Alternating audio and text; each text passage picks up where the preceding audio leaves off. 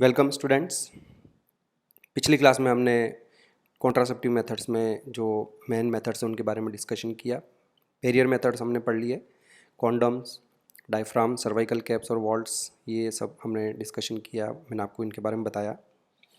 और इसके अलावा हमने उसके बाद इंट्रायूटेराइन डिवाइसेस के बारे में भी डिस्कशन किया। 3 तरह के इंट्रायूटेराइन डिवाइसेस होते हैं: नॉन मेडिकेटेड आईओडीज, कॉपर रिलीजिंग आईओडीज और हार्मोन रिलीजिंग आईओडीज। इनके मोड ऑफ एक्शन को भी हमने डिस्कस किया।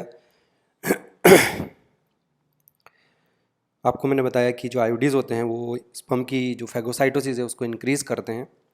और जो पर्टिकुलरली कॉपर रिलीजिंग आयोडीज है उसमें 2 चीज़ें और ऐड करनी है: copper ion suppress sperm motility and fertilising capacity, और they can also be used as emergency contraceptives, बताया मैंने आपको। इसके अलावा जो हार्मोन रिलीजिंग आयोडीज है स्पर्म की फैगोसाइटोसिस को तो वो बढ़ाते ही हैं, बट उसके अलावा वो they make the uterus unsuitable for implantation and they also make cervix hostile to the sperm. Hostile का मतलब ये हो गया कि वहाँ पर जो सर्वाइकल म्यूकस है उसको थिक बना देते हैं और जिससे स्पर्म्स जो हैं वो अंदर नहीं आ पाते हैं।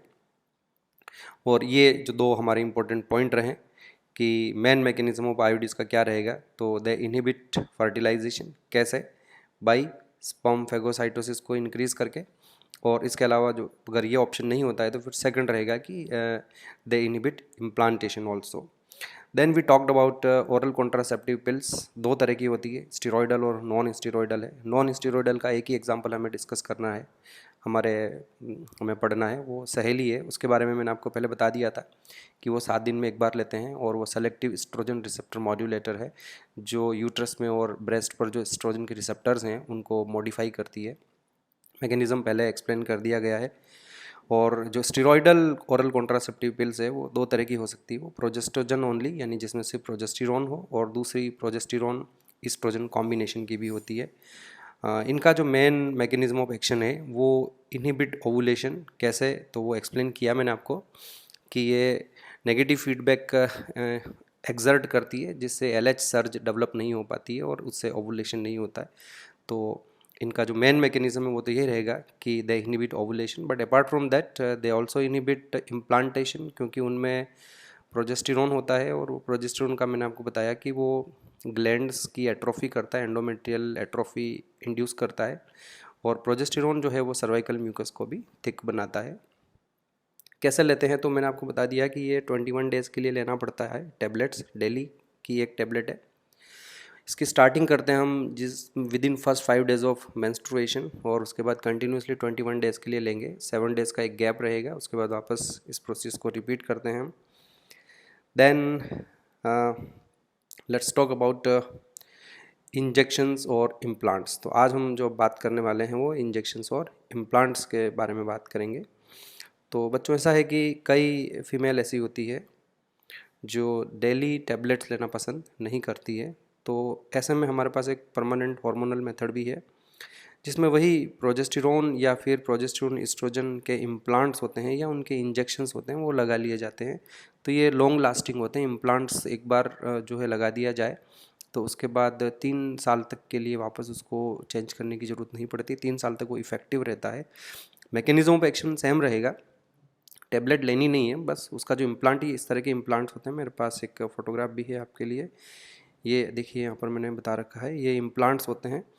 तो हमारा जो अपर आर्म है, अपर आर्म जहाँ पे हमारी बोन है, ह्यूमरस बोन होती है, वहाँ स्किन के नीचे एक इम्प्लांट को कोई बड़ा सर्जिकल प्रोसीजर नहीं है, सिंपल सा मेथड है, पेनलेस मेथड होता है। थोड़ा सा स्प्रे करके स्किन को नम कर देते हैं और स्किन के ठीक नीचे इस इम्प्लांट को इंट्रोड्यूस कर देते हैं और उसको अंदर इंसर्ट कर देते हैं।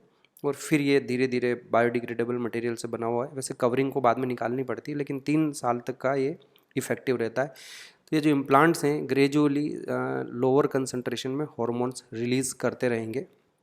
तो इन्हें हम ये हमारे पास एक और कैटेगरी है। अब क्योंकि इनमें हार्मोन तो वही है, प्रोजेस्टेरॉन और एस्ट्रोजन ही है, बस मोड चेंज हो गया है कि या तो आप टैबलेट लो या इनको बॉडी में इम्प्लांट कर दो। तो इसलिए इनका जो मैकेनिज्म ऑफ एक्शन रहेगा वो बिल्कुल पिल्स जैसा ही रहेगा। यानी पहला इनहिबिट ओवुलेशन, दूसरा प्रिवेंट इम्प्लांटेशन,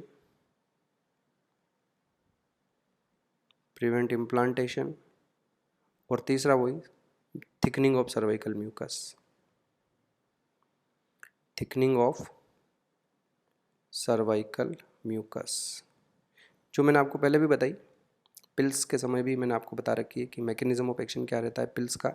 इनहिबिट ओवुलेशन, ये हो गया इनहिबिट ओवुलेशन, दूसरा इनहिबिट इम्प्लांटेशन, और तीसरा इनहिबिट तीसरा जो होगा वो सर्वाइकल म्यूकस की थिकनिंग हो जाएगा। तो ये का ये मोड ऑफ एक्शन इनका भी रहेगा। सिर्फ फ़र्क इतना है बच्चों कि टैबलेट्स ओरली ली जाएगी, ओरल कॉन्ट्रासेप्टिव पिल्स है।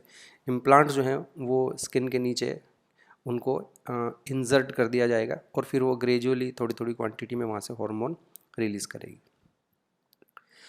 इसके अलावा हम एक चीज़ और डिस्कस करते हैं, and that is about emergency contraceptive pills. तो जो इमरजेंसी कॉन्ट्रासेप्टिव्स हैं बच्चों, वो हमारे पास दो तरह के हैं। यहाँ देखिए आप, एक हमारे पास हाई डोज ऑफ प्रोजेस्टेरोन और प्रोजेस्टेरोन इस्ट्रोजन टैबलेट्स हो सकती है, या तो प्रोजेस्टेरोन अलोन जैसा हमने पहले बात की इनमें, और जो OCPs हैं उनमें थोड़ा सा ये फ़र्क है कि जो OCP 21 डेज़ के लिए हम रेगुलर लेते हैं उनमें हॉर्मोन्स की कंसंट्रेशन कम होती है। लेकिन कई बार कुछ इमरजेंसी कंडीशंस आ जाती है, जैसे मैं आपको बताता हूँ। दो कंडीशंस ऐसी हो सकती है कि एक हमने कैजुअल अनप्रोटेक्टेड सेक्सुअल इंटरकोर्स कर लिया है कि जिसमें कोई कॉन्ट्रासेप्टिव मेथड यूज़ नहीं किया है, और अब बाद में ये पॉसिबिलिटी है कि फर्टिलाइजेशन या प्रेगनेंसी होने की पॉसिबिलिटी है, तो ऐसे में हमें इमरजेंसी कॉन्ट्रासेप्टिव पिल्स की ज़रूरत पड़ेगी। या फिर रेप जैसा कोई सिचुएशन बन जाता है तो उसमें भी जो है हमें इमरजेंसी कॉन्ट्रासेप्टिव्स लेने पड़ सकते हैं। तो ये इमरजेंसी कॉन्ट्रासेप्टिव्स दो तरह के रहेंगे, एक जैसा कि मैंने आपको बताया हाई डोज ऑफ प्रोजेस्टेरोन, या फिर प्रोजेस्टेरोन एस्ट्रोजन की ये टैबलेट्स हो जाएगी। तो ये तो OCP ही रहेगी। अब आप देखिए कि इनका मोड ऑफ एक्शन क्या रहेगा। मोड ऑफ एक्शन बिल्कुल वही रहेगा कि ये तो इनहिबिट करेंगी ओवुलेशन को, या फिर वो इनहिबिट करेगी इम्प्लांटेशन को। ओके बच्चों, क्योंकि सेक्सुअल इंटरकोर्स हो चुका है, स्पर्म की एंट्री अंदर ऑलरेडी हो चुकी होगी, तो सर्वाइकल म्यूकस का थिकनिंग वाला जो प्रोसेस है वो यहाँ काम नहीं करेगा। दो चीज़ें बचेगी, या तो वो अगर सेक्सुअल इंटरकोर्स हो गया है और विदिन 72 आवर्स लेनी पड़ती है, टैबलेट अगर ले ली है तो ये ओवुलेशन नहीं होने देगी। लेकिन अगर ओवुलेशन भी हो चुका है तो ऐसे में फिर ये इम्प्लांटेशन को भी रोक सकती है। तो दोनों ही इसके ये एडवांटेज रहेंगे, और यहाँ ये ध्यान रखना है कि 72 आवर्स के विदिन 72 आवर्स ऑफ कोइटस लेनी पड़ेगी। दूसरा, जैसा कि मैंने आपको पहले बताया कि जो कॉपर रिलीजिंग आयोडीज़ होती है पर्टिकुलरली, वो कॉपर रिलीजिंग आयोडीज़ को हम एज ए कॉन्ट्रासेप्टिव यूज़ कर सकते हैं। हाँ, इसमें हमें ये एडवांटेज रहेगा कि that can be used within 5 days, that should be implanted with in 5 days। उसको जो है इंस्टॉल करना पड़ेगा यूट्रस में 5 days में लगा जाए, और इसके लिए हमारे पास 70 टैबलेट्स जो होगी उसके लिए हमारे पास 72 आवर्स का टाइम पीरियड रहेगा। Okay, and then come to the another contraceptive method, that is called surgical method या स्टरिलाइजेशन। बच्चों, इसमें हमें ये ध्यान रखना है कि ये टर्मिनल मेथड है, इन द सेंस इसकी जो रिवर्सिबिलिटी है वो बहुत ही पुअर है। तो अगर कोई कपल जो है वो उन्होंने ये डिसाइड कर लिया है कि हाँ अब आगे उन्हें कभी कोई चिल्ड्रन नहीं चाहिए, फिर से वो प्रेग्नेंट नहीं होना चाहेगी फ्यूचर में कभी, ऐसी ही सिचुएशन में ये टर्मिनल मेथड यूज़ किए जाते हैं। दो तरह के टर्मिनल मेथड है हमारे पास, एक उसमें वेसेक्टोमी होती है जो मेल के लिए है, और एक इसमें ट्यूबेक्टोमी होती है जो फीमेल के लिए। पहले हम बात कर लेते हैं वेसेक्टोमी के बारे में। बड़ा सिंपल सा मेथड है, ये प्रोसेस कोई बहुत ज़्यादा कॉम्प्लिकेटेड नहीं है। एक माइनर सर्जरी होती है जिसमें बॉडी को जनरल एनेस्थीसिया वगैरह भी देने की ज़रूरत नहीं है। स्क्रोटम के अराउंड की जो स्किन होती है उसको भले ही हम लोकल एनेस्थीसिया देते हैं, और स्क्रोटम पे कट लगाया जाएगा। स्क्रोटम पे कट लगा के फोर्सेप की हेल्प से अंदर से वास डिफरेंस को बाहर निकाल लेते हैं। और आप देखिए यहाँ पर इस जहाँ दो हमारे पास है, दोनों तरफ ये जो वास डिफरेंस होगी उसको कट लगा लेंगे। इनके जो एंड्स होंगे उनको फोल्ड करके और वहाँ ये टाई कर दिया जाता है, इनको बांध दिया जाता है इस तरह से, और फिर दोनों वास डिफरेंस अंदर डाल के इसको और स्टिचेस ले लिए जाते हैं ऊपर से। माइनर ऑपरेशन है, थोड़ी सी देर में हो जाता है, छोटा सा एक सर्जिकल प्रोसीजर है। और जो पर्सन है सेम डे उसको कुछ आवर्स 2-3 घंटे के बाद वो आराम से घर जा सकता है। और ये एक परमानेंट मेथड हो गया। अब इसमें आपको मैं बता देता हूँ बच्चों की होगा क्या, कि इसमें जो टेस्टिस है यहाँ स्पर्मेटोजेनेसिस तो होती रहेगी, चलता रहेगा ये प्रोसेस, स्पर्मेटोजेनेसिस पर कोई फ़र्क नहीं पड़ेगा। यहाँ से स्पर्म्स बन के एपिडिडाइमस में आएंगे और वो एपिडिडाइमस से होके वास डिफरेंस से पर इस जगह पर आके वो ब्लॉक हो जाएंगे। यानी जितने भी स्पर्म्स बनेंगे वो सारे एपिडिडाइमस में स्टोर होते रहेंगे और बॉडी से बाहर नहीं निकलेंगे। ओके।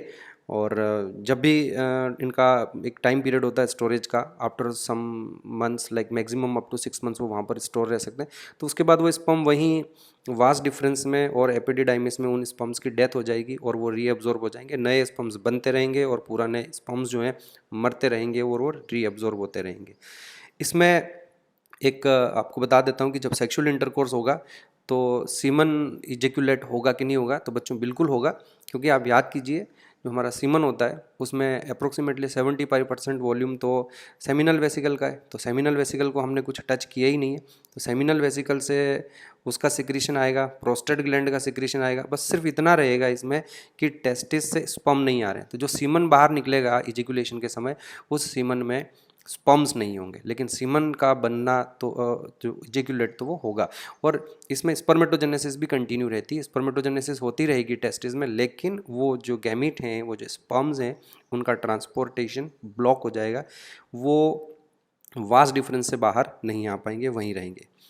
अच्छा, इसमें एक चीज़ और बता देता हूँ मैं कि मान लीजिए आज किसी पर्सन का सर्जिकल प्रोसीजर किया है ये और उसका वेसेक्टोमी कर लिया है, तो उसके बाद क्या हुआ कि ये वाला जो पोर्शन है ना बच्चों, ऊपर वाला ये पार्ट, इस पार्ट में कुछ स्पर्म्स बचे रहेंगे। अगर वो पर्सन कुछ क्या काफ़ी सारे स्पर्म्स जो हैं यहाँ पर स्टोर्ड रहते हैं, vas deferens is the site of storage of sperm, तो ऐसे में वो ये सोच लिया कि आज मेरा ऑपरेशन हो गया और वो 2 या 3-4 दिन के बाद अगर सेक्सुअल इंटरकोर्स करता है तो ऐसे में इट इज़ वेरी रिस्की, क्योंकि उस सेक्सुअल इंटरकोर्स में ये जो ऊपर वाले पार्ट में कुछ बचे हुए स्पर्म्स हैं, पहले के कट लगाने से पहले के जो बचे हुए स्पर्म्स हैं वो इजैक्यूलेशन में बाहर आ जाएंगे और मे बी पॉसिबल कि वो अपने फीमेल पार्टनर को प्रेग्नेंट कर दे। तो ऐसे में इसमें जनरल रूल रहता है बच्चों कि after this procedure up to 3 months उसे कोई दूसरा कॉन्ट्रासेप्टिव मेथड यूज़ करना है, अप मैक्सिमम ऑफ 3 मंथ्स। अगर उसने कोई दूसरा कॉन्ट्रासेप्टिव मेथड यूज़ नहीं किया तो वो जो है उसका जो फीमेल पार्टनर है वो प्रेग्नेंट हो सकती है। और या तो 3 मंथ्स का इसमें रूल रहता है बच्चों, या फिर वो 20 इजेक्यूलेट्स किसी भी तरह से कर लेता है, तो 20 इजेक्यूलेशंस के बाद में ये वाला जो हमारा एरिया होगा वो ख़त्म हो जाए, खाली हो जाएगा और उसमें स्पर्म्स नहीं बचेंगे।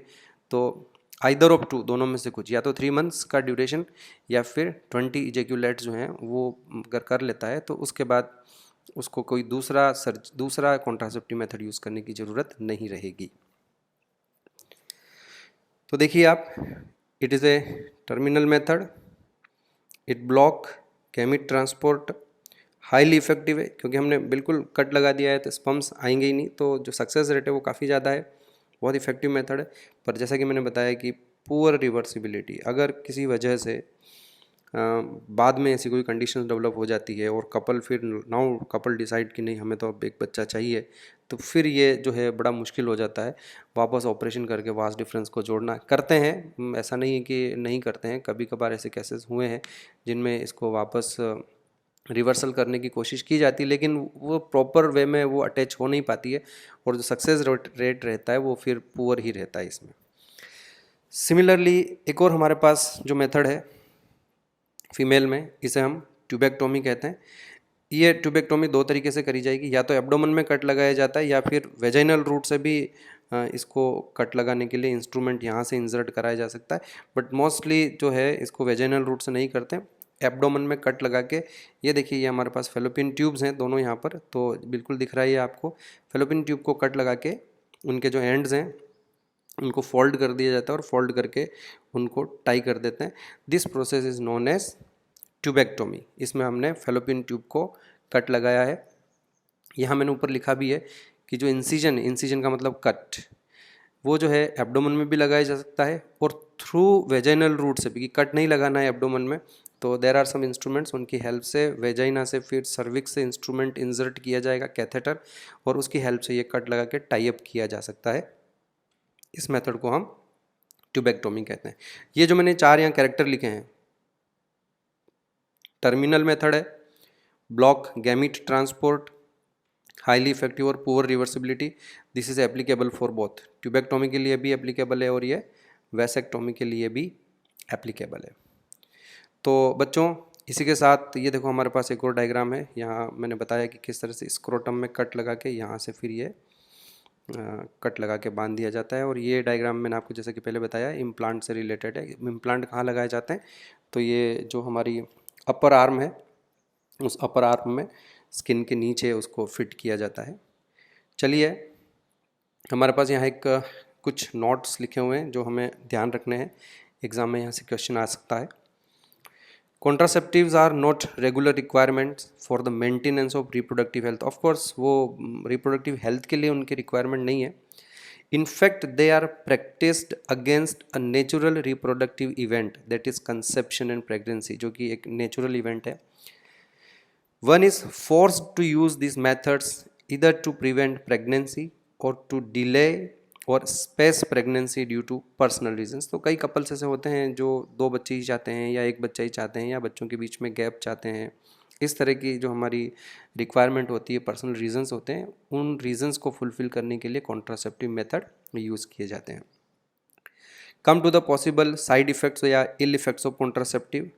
कई बार इनसे नोजिया होने की चांसेस रहती है। उनकी जो टैबलेट्स ली जाती है ओरल कॉन्ट्रासेप्टिव पिल्स से, एब्डोमिनल पेन और ब्रेक थ्रू ब्लीडिंग का मतलब ब्लीडिंग बिटवीन 2 मेंस्ट्रुएशन। मैं लिख देता हूँ यहाँ, आपको ध्यान रहे, ब्लीडिंग बिटवीन 2 मेंस्ट्रुएशंस, जहाँ एक मेंस्ट्रुएशन हुआ फिर नेक्स्ट मेंस्ट्रुएशन होगा, उसके बीच में अगर कभी थोड़ा कम या ज़्यादा इस तरह की ब्लीडिंग होती है तो उसको हम ब्रेक थ्रू ब्लीडिंग कहते हैं।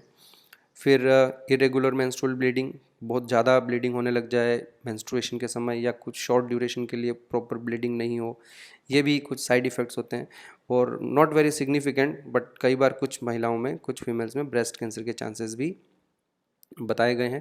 वैसे मैं आपको बता देता हूँ बच्चों की ये हमारी बुक में लिखा हुआ है, तो मैंने यहाँ ब्रेस्ट कैंसर लिख दिया। नाउ इट इज़ क्लिनिकली और साइंटिफिकली प्रूव कि जो हमारी ओरल कॉन्ट्रासेप्टिव पिल्स होती है उनसे ब्रेस्ट कैंसर होने के कोई चांसेस नहीं होते हैं। हाँ, उनसे वेजाइनल या सर्वाइकल कैंसर होने की पॉसिबिलिटीज़, जो particularly estrogen containing oral contraceptive pills हैं, उनके साइड इफ़ेक्ट्स में रेयरली ये पॉसिबल होता है कि हो सकता है। बट एनीवे जो बुक में लिखा हुआ है वो हमने यहाँ भी मेंशन किया है। इसी के अलावा मैं आपको कुछ और टर्म्स के बारे में भी बताना चाहूँगा यहाँ। कैस्ट्रेशन, ये अगर किसी एनिमल्स में भी होता है और ह्यूमंस के साथ भी कुछ एग्जांपल्स ऐसे हैं जहाँ ट्रेडिशनली इस तरह से किया जाता है। The act of removal of testicles bye surgical, chemical और एनी अदर मेथड, तो उसको हम कैस्ट्रेशन कहते हैं। पर्टिकुलरली ये हम एनिमल्स में करते हैं कि जो हमारे बुल होते हैं जो बड़े एग्रेसिव होते हैं और उनको खेतों में हम काम नहीं ले सकते हैं because of they have testosterone in their blood. और टेस्टोस्टेरोन जो है इट मेक्स द पर्सन और एनिमल एग्रेसिव। तो उनकी एग्रेसिवनेस को कम करने के लिए उनके जो टेस्टिकल्स हैं उनको निकाल दिया जाता है। कुछ ऐसे केमिकल्स भी आते हैं बच्चों जिनको अगर दिया जाए तो टेस्टिस डिजनरेट हो जाते हैं, तब भी हम इसे कैस्ट्रेशन ही कहेंगे।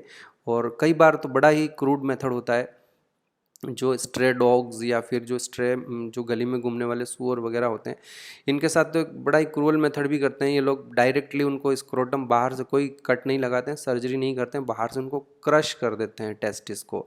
वेरी पेनफुल और इस तरह की सिचुएशन होती है, पर तब भी हम इस प्रोसेस को कैस्ट्रेशन कहते हैं। The act of removal of testicles by surgical, chemical और एनी अदर मेथड। तो जैसा मैंने आपको बताया कि जो बुल्स होते हैं उनको बुलॉक में कन्वर्ट करने के लिए, ताकि आसानी से उनका एग्रेसिवनेस कम हो जाए और उन्हें हम खेतों में काम में ले सकें, तो वहाँ ये किया जाता है। प्लस बच्चों मैं आपको बताऊं कि इंग्लैंड, यूरोप में आपने देखा होगा कि कुछ कोयर सिंगर्स होते हैं। तो जो कोयर सिंगर्स होते हैं उनकी जो फैमिलीज़ होती है उनमें भी इस तरह का प्रोसीजर किया जाता है कि कुछ बच्चे होते हैं तो उनको बचपन में ही उनका कैस्ट्रेशन कर दिया जाए। तो बचपन में ही उनका कैस्ट्रेशन कर देने से क्या होता है कि जब वो बच्चे बड़े होते हैं तो क्योंकि उनमें टेस्टोस्टेरोन बनेगा नहीं, तो उनकी जो पिच होगी, जो साउंड वॉइस जो होगी उनकी, वो हमेशा हाई बनी रहेगी, है ना। आपको पता ही होगा कि लड़कों की जो लो पिच वॉइस होती है वो बिकॉज ऑफ टेस्टोस्टेरोन होती है, और ओपेरा सिंगर्स जो होते हैं उनकी साउंड में पिच हाई रिक्वायरमेंट हाई रहती है, मतलब शार्प और इस तरह की आवाज़ हो। तो ऐसे में इसमें कई सारे जो है बच्चे हैं उनके इस तरह से प्रोसेस किया जाता है, कैस्ट्रेशन कर दिया जाता था उनका सिंगर्स का। ओपेरा जो सिंगर्स होते हैं उनमें ये प्रोसेस नॉर्मल होता है, और ऑफ कोर्स एक बार अगर उनका कैस्ट्रेशन कर दिया जाए तो न तो उनमें टेस्टिस रहेंगे, न फिर उनमें हार्मोन बनेगा टेस्टोस्टेरोन, तो वो सेक्सुअली जो है बिल्कुल इनएक्टिव हो जाते हैं, वो स्टेराइल भी हो जाते हैं। अच्छा, एक बात और मैं आपसे पूछूं कि क्या हम कैस्ट्रेशन को as a contraceptive method use कर सकते हैं क्या? तो बच्चों आंसर बता देता हूँ मैं आपको कि नहीं, ऐसा नहीं कर सकते हम, क्योंकि अगर किसी का कैस्ट्रेशन कर दिया जाएगा तो ऑफकोर्स वो स्टेराइल तो हो जाएगा, पर क्योंकि उसमें फिर टेस्टोस्टेरोन बनना बंद हो जाएगा, और वंस टेस्टोस्टेरोन अगर बिल्कुल नहीं बनेगा तो उसकी जो लिबिडो है, जो डिज़ायर है सेक्सुअल इंटरकोर्स, वो सब खत्म हो जाएगी। इवन पेनिस में फिर इरेक्शन भी पॉसिबल नहीं हो पाएगा उसके लिए, in the absence of lack of testosterone. तो ये हम ध्यान रखें। दूसरा एक और टर्म हमारे पास है, orchidectomy. So what is orchidectomy? This is clinical method. Castration तो मैंने आपको बताया कि कोई भी कर सकता है, बट जो हमारी मेडिकली हम बात करें, the surgical procedure of removal of one और बोथ टेस्टिस, उसको हम ऑर्किडेक्टोमी कहते हैं। कई बार इन दोनों को सिनोनिम यूज़ कर सकते हैं, कोई बड़ी बात नहीं है, पर ध्यान रखना है हमको कि थोड़ा सा एक माइनर डिफरेंस है। कैस्ट्रेशन क्रूल मेथड है, कोई भी कर सकता है, किसी भी तरीके से करे। ऑर्किडेक्टोमी जो हमारा क्लिनिकल मेथड है, डॉक्टर्स जो करेंगे तो वो इसको ऑर्किडोक्टोमी वर्ड यूज़ करेंगे। एक और टर्म एग्जाम में क्वेश्चन आया हुआ है, हिस्टेरेक्टोमी। तो भूलना नहीं है, hysterectomy is removal of uterus. कई बार जो फीमेल्स होती है उनमें आफ्टर 40 ईयर्स या कई बार 30 ईयर्स के बाद भी पॉसिबल होता है इस तरह से, 30, 40, 50 ईयर्स की एज में, या ये एक ऐसी फेज आती है जब यूट्रस में कुछ फाइब्रोइड टिश्यूज़ बनने लगते हैं और उनकी जो ब्लीडिंग है वो ज़्यादा होने लगती है। तो ऐसे केसेस में उनका यूट्रस रिमूव कर देते हैं, तो इस प्रोसेस को हम हिस्टेरेक्टोमी कहते हैं। ध्यान रखें, इसमें ओवरी नहीं रिमूव करते हैं हम, सिर्फ यूट्रस फेलोपियन ट्यूब के वहाँ से काट देंगे दोनों, और नीचे सर्विक्स के वहाँ से इसको काट के यूटेराइन पार्ट जो उसको बाहर निकाल देते हैं, और इस प्रोसीजर को हम हिस्टेरेक्टोमी कहते हैं। कई बार यूटेराइन कैंसर्स होने की कंडीशन में भी हिस्टेरेक्टोमी किया जाता है। And then there is another term, that is ovariectomy या ooforectomy. This is removal of ovaries. तो ovaries तो क्यों निकालते हैं? ovaries तो मोस्टली ट्यूमर वगैरह जब कभी हो जाते हैं तो ऐसी कंडीशन में ovaries को भी निकालना पड़ सकता है, और उसके लिए हमारे पास टर्म है ooforectomy और ovariectomy।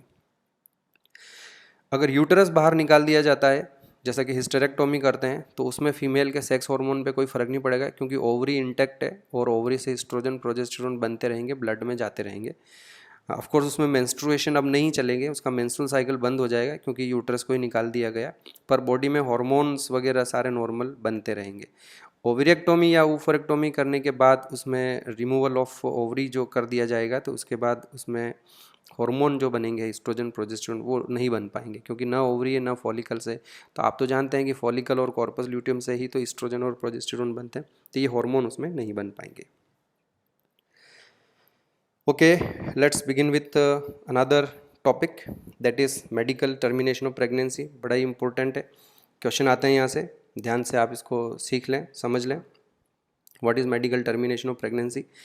कि अगर किसी वजह से वॉलंटरीली जो फीमेल है वो अपनी इच्छा से उसकी जो प्रेगनेंसी है उसको कंटिन्यू नहीं करना चाहे और उसको टर्मिनेट करना चाहती है, तो इसके लिए हम डॉक्टर्स को जाके बोलेंगे और डॉक्टर इस प्रोसीजर को ऑपरेट करेंगे वो, और मतलब ऑपरेट का मतलब ऑपरेशन नहीं, इसमें मेडिसिन दी जाती है और उस मेडिसिन की हेल्प से प्रेगनेंसी को टर्मिनेट कर दिया जाता है। इस प्रोसेस को हम मेडिकल टर्मिनेशन ऑफ प्रेगनेंसी कहते हैं, या इसको हम इंड्यूस्ड एबॉर्शन भी कहते हैं। तो यहाँ हमने डेफिनेशन लिखी हुई है, देखिए आप, इंटेंशनल और voluntary termination of pregnancy before full term. Before full term का मतलब फुल टर्म होता है 9 मंथ्स, तो अगर 9 मंथ से पहले हमने प्रेगनेंसी को टर्मिनेट किया है तो उसको हम मेडिकल टर्मिनेशन ऑफ प्रेगनेंसी या फिर इंड्यूस्ड एबॉर्शन कहेंगे। और कुछ डेटा दिए हुए हैं, देखो बड़े इंपॉर्टेंट है। दुनिया भर में 45 to 50 million MTPs are performed in a year. हर साल 45 to 50 million MTPs are performed all around the world, and it is around 1/5, यानी कि ये 50% गलत हो गया, ये 20% होगा। It is 20% of total number of conceived pregnancies. तो जितनी प्रेगनेंसी वर्ल्ड में होती हैं, जितने कंसीव होते हैं, उनमें से 20% को इस तरह से इंड्यूस्ड एबॉर्शन से टर्मिनेट कर दिया जाता है। और देख लीजिए, इसका मतलब ये हो गया कि MTP has a significant role in decreasing the population, though it is not meant for that purpose. देखो, पॉपुलेशन को कंट्रोल करने के लिए तो हमारे पास कॉन्ट्रासेप्टिव मेथड्स हैं। तो कोई भी कपल जो है वो कभी भी ये नहीं चाहता है कि वो MTP करके ये इसको MTP को एज ए कॉन्ट्रासेप्टिव यूज़ करेगा। No, no one do it. लेकिन हाँ, अगर कई बार प्रेगनेंसी हो जाती है, क्यों हो जाती है, देखो यहाँ मैं बता देता हूँ हमें MTP क्यों करने की ज़रूरत पड़ती है। Why medical termination of pregnancy? पहला, कैजुअल अनप्रोटेक्टेड सेक्सुअल इंटरकोर्स कर लिया है, तो अब मतलब बिना, अनप्रोटेक्टेड का मतलब बिना उन्होंने किसी कॉन्ट्रासेप्टिव मेथड को यूज़ किए, तो ऐसे में प्रेग्नेंट होने के चांसेस हैं और वो प्रेग्नेंट हो गए, कपल जो फीमेल है वो प्रेग्नेंट हो गई है। या उन्होंने कॉन्ट्रासेप्टिव मेथड तो यूज़ किया लेकिन वो पर्टिकुलरली फेल हो गया किसी रीज़न से। मैंने आपको बताया कि हर कॉन्ट्रासेप्टिव मेथड की कम या ज़्यादा कुछ फेलियर रेट भी होती है। या रेप जैसे केस में रेप हुआ है और उसके बाद जो विक्टिम है वो प्रेग्नेंट हो गई है। और एक और रीज़न है जो बड़ा इम्पोर्टेंट है, continuation of pregnancy could be harmful or fatal to the mother, fetus और to the both। तो ऐसी भी अगर कंडीशन आ जाए कि मान लो प्रेग्नेंट है कोई महिला और डॉक्टर ने जब उसको डायग्नोस किया है और पता चला है कि कोई डिजीज़ है, या कोई ऐसी सिचुएशन बन रही है कि अगर ये बच्चा पैदा होगा तो बच्चे की जान को खतरा है, या माँ की जान को खतरा है, या दोनों की जान को खतरा है, उनकी डेथ होने की पॉसिबिलिटी हो, तो ऐसे केस में MTP करना ज़रूरी हो जाता है। और इन सारे केसेस की वजह से जो MTP होती है ना दुनिया में, वो टोटल 1/5 ऑफ टोटल प्रेगनेंसी है, यानी कि 20%। तो यही पॉइंट मैं ऊपर डिस्कस किया कि MTP has a significant role in decreasing the population though it is not meant for that purpose. वो किसी वजह से प्रेगनेंसी हो गई है और उस प्रेगनेंसी को टर्मिनेट किया जाता है, पर MTP का मेन पर्पज़ पॉपुलेशन को कंट्रोल करना नहीं है। ओके, अब अगला पॉइंट आता है कि दुनिया में कई सारे देश हैं, हर जगह पर ये MTP मेडिकल टर्मिनेशन प्रेगनेंसी अभी बच्चों एक्सेप्टेड या लीगलाइज नहीं है, क्योंकि इसको एक्सेप्ट करने में और लीगलाइज करने में 4-5 मेन तरह के इश्यूज़ हैं। पहला, इमोशनल इश्यूज़। ऑफ कोर्स कोई जो है MTP करवाने का मतलब हो गया कि वो अपने ही बच्चों को इस तरह से विद इन यूटराइन उनकी डेथ हो जाती है, तो इसलिए इमोशनल इश्यूज़ होते हैं, एथिकल इश्यूज़ होते हैं, रिलीजियस, कई रिलीजन्स में ये चीज़ें अलाउ नहीं होता है, और सोशल इश्यूज़ भी हैं। फिर भी इन सारे इश्यूज़ को देखते हुए भी इनके जो नुकसान हैं, कई बार प्रॉब्लम्स आती है, तो ऐसे में गवर्नमेंट ऑफ इंडिया जो है वो लीगलाइज कर दिया है MTP को। तो इंडिया में मेडिकल टर्मिनेशन ऑफ प्रेगनेंसी जो है लीगल है, वो इलीगल नहीं है। और हमने 1971 में ही रूल बना लिया विथ सम स्ट्रिक्ट रेस्ट्रिक्शन, क्योंकि ऐसा नहीं कि फ्रीली कोई भी मेडिकल टर्मिनेशन ऑफ प्रेगनेंसी करा ले, कोई पर्टिकुलर रीज़न होना चाहिए। देखो, तो मैं समझा देता हूँ आपको कि फर्स्ट ट्राइमेस्टर जो होता है, फर्स्ट ट्राइमेस्टर यानी कि पहले 3 मंथ जो हैं, बताया था मैंने आपको कि प्रेगनेंसी को 3 पार्ट में डिवाइड करते हैं, 3-3 महीने के 3 पार्ट है। फर्स्ट ट्राइमेस्टर पहले 3 महीने, सेकंड ट्राइमेस्टर बीच के 3 महीने, और थर्ड ट्राइमेस्टर जो होगा वो लास्ट के 3 महीने। फर्स्ट ट्राइमेस्टर में जो मेडिकल टर्मिनेशन ऑफ प्रेगनेंसी कराना है, कोई कपल है और वो प्रेग्नेंट है महिला, और वो अगर कपल डॉक्टर के पास जाके बोलता है कि भाई हम बच्चा नहीं चाहते थे लेकिन हो गया है, तो एक रीज़न तो ये हो गया। दूसरा, रेप वाला केस, अगर वो जस्टिफाई करते हैं कि रेप हुआ है और अभी ये तो अनमेरिड है और बच्चे को हम नहीं कर सकते, तो ये एक जस्टिफाइड रीज़न है। तीसरा, कंटिन्यूएशन ऑफ प्रेगनेंसी। तो इनमें से कोई सा भी अगर कारण बताया जाता है आउट ऑफ दिस 3 और 4 रीजन्स, तो जो डॉक्टर है वो मना नहीं करेगा। पहला 3 महीने है उसकी जो है MTP कर दी जाएगी। लेकिन पहले 3 महीने के बाद अगर आप वो जाते हैं, तो देखो अभी हमने इसमें एक अमेंडमेंट और किया है, वेरी इंटरेस्टिंग, उसको भी हम थोड़ा ध्यान देंगे। ये हमने बुक से लिया है तो इसको पढ़ लेते हैं। The medical termination of pregnancy amendment act 2017 में अमेंडमेंट हुआ है अभी रिसेंटली, 3 साल पहले, was enacted by the government of India with the intention of reducing the incidence of illegal abortion and consequent maternal mortality and morbidity, इनको रोकने के लिए। According to this act, अब ध्यान से सुनना आप, according to this act, a pregnancy may be terminated on certain considered grounds within the first 12 weeks of pregnancy on the opinion of one registered medical practitioner। यानी कि अगर पहले 3 महीने में, 12 वीक का मतलब ये हो गया कि 3 महीने हो गए, पहले 3 महीने में, और भी इसमें ध्यान रखना है कि कंसिडर्ड ग्राउंड, एक सूटेबल अगर रीज़न दिया जाता है तो एक डॉक्टर के पास जाके उसकी ओपिनियन लेकर टर्मिनेशन कराया जा सकता है, पर वो डॉक्टर भी रजिस्टर्ड होना चाहिए और मेडिकल प्रैक्टिशनर होना चाहिए। अब सुनिए आगे, if the pregnancy has lasted more than 12 weeks, मतलब 3 महीने निकल गए हैं, चौथा पाँचवा या छठा महीना कुछ आ गया है, और उसके बाद ये कपल डॉक्टर के पास जाता है ना, और but fewer than 24 weeks, fewer than 24 weeks का मतलब 6 महीने हो गए, है ना, तो चौथे महीने से लेके 4th मंथ से 6 मंथ के बीच में अगर वो अपनी प्रेगनेंसी को टर्मिनेट कराना चाहता तो फिर एक डॉक्टर की ओपिनियन से काम नहीं चलेगा, तब two registered medical practitioners must be of the same opinion. फिर 2 डॉक्टर्स की ओपिनियन लेनी पड़ेगी और दोनों की ओपिनियन सेम होनी चाहिए। अगर एक बोलता है कि हाँ कराया जा सकता है और दूसरा बोलता है कि नहीं कराया जा सकता है, तो फिर उसकी नहीं कराई जा सकेगी मेडिकल टर्मिनेशन ऑफ प्रेगनेंसी। तो 2 रजिस्टर्ड डॉक्टर हों और दोनों जो हैं उनकी ओपिनियन सेम हो, formed in good faith that the required ground exist, और उसमें भी उनको प्रॉपर ग्राउंड बताना पड़ेगा। और इसमें मैं आपको बता देता हूँ कि जो ग्राउंड है हमारे पास यही है। इसमें भी कैजुअल अनप्रोटेक्टेड इंटरकोर्स में डॉक्टर्स फिर दोनों वो सजेस्ट नहीं करेंगे, फेलियर ऑफ कॉन्ट्रासेप्टिव में भी वो सजेस्ट नहीं करेंगे, लेकिन हाँ रेप और continuation of pregnancy could be harmful और fatal to the mother, foetus और टू द बोथ, तो ऐसी कंडीशन में वो कर सकते हैं। लेकिन फिर उसमें भी देखना पड़ेगा कि जो मदर है उसकी एज कितनी है, टर्मिनेशन मतलब 4 महीना 5 महीने का बच्चे को एबॉर्ट कराना है मेडिकली, तो उससे मदर की हेल्थ को कोई इशू नहीं हो, उसको रिस्क नहीं हो, ऐसी कंडीशन में वो डॉक्टर परमिशन देगा। ग्राउंड हमारे पास सामने है, ये बता दिया है कि the continuation of the pregnancy would involve a risk to life of pregnant women or of grave injury, physical or mental health, or there is a substantial risk that of the child were born it would suffer from such physical or mental abnormality as to be seriously handicapped। आपको समझ में आया? मैं इसको explain करता हूँ कि जो दोनों डॉक्टर हैं वो किन 2 ग्राउंड पर अलाउ करेंगे। पहला ग्राउंड तो ये हो जाएगा कि अगर प्रेगनेंसी कंटिन्यू रहती है तो जो वुमेन है, जो महिला है, उसकी हेल्थ जो है फिजिकल या मेंटली वो सफ़र हो सकती है। मेंटली कैसे सफ़र होती है बच्चों?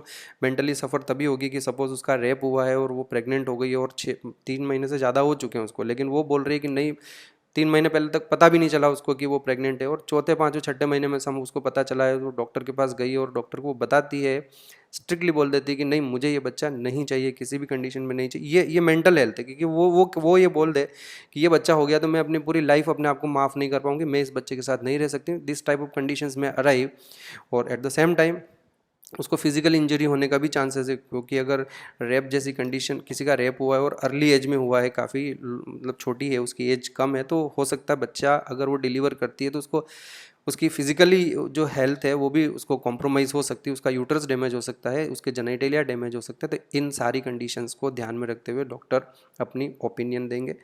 और दूसरा ये भी है, यहाँ तो जो बात हमने की है, यहाँ उस वुमेन की हेल्थ को, फिजिकल हेल्थ और मेंटल हेल्थ को नुकसान हो रहा है। दूसरा ये भी पॉसिबिलिटी है कि जो बच्चा पैदा होगा उसको कोई मेंटल एबनॉर्मलिटी है या फिजिकली वो एबनॉर्मल है, तो ऐसे में जो बच्चा पैदा होगा बच्चों, वो अपनी पूरी लाइफ उस एबनॉर्मलिटी के साथ लीड करेगा, और मेंटल भी हो सकती है, फिजिकल भी हो सकती है, वो हैंडीकैप्ड रह सकता है। तो ऐसी कंडीशन में भी डॉक्टर सजेशन दे सकते हैं कि चलो ठीक है इसको टर्मिनेट करा दिया जाए, क्योंकि कई सारे जेनेटिक डिसऑर्डर कॉन्जेनाइटल होते हैं, जन्मजात होते हैं, तो अगर पहले से ये पता चल गया होम सोनोग्राफी या किसी भी मेथड से, तो ऐसी कंडीशन में भी डॉक्टर जो है वो अलाउ करेगा।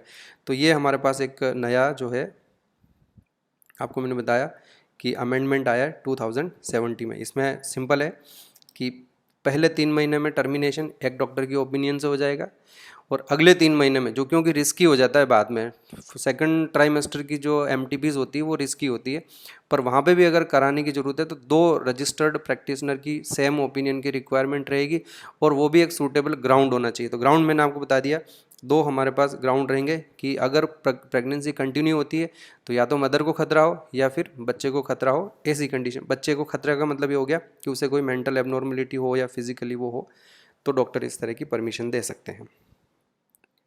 Let's come to the above part.